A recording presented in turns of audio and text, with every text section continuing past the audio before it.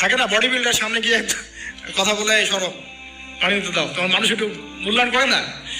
তো মুসা আলাইহিস সালাম এভাবে পানি নিয়ে দিলেন এবং বাছুরদেরকে পানি পান করালেন, করিয়ে গাছের নিচে এসে বসে আছেন। বসে বসে তিনি দোয়া করছেন, এই যে দোয়াটা তিনি দোয়া করছেন, রব্বি, একটা নেক কাজ করলেন, নেক কাজ করলেন না, মানুষের উপকার করলেন, নেক কাজ করে এসে গাছের নিচে বসে দোয়া করছেন, আল্লাহ এখানে তো আমার খাবার পানি বাসস্থান কিছুই নাই, আমি কি করব? রব্বি ইন্নী লিমা আনজালতা ইলাইয়া মিন খায়রিন ফাকির।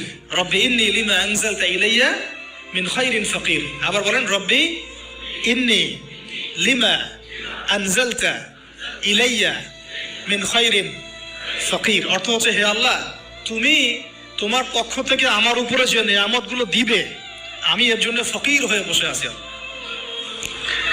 অর্থ বুঝে পড়বেন ভাই, নামাজ রোজা হজ জাকাত যাই করেন আল্লাহর ওয়াস্তে অর্থ বুঝে পড়বেন।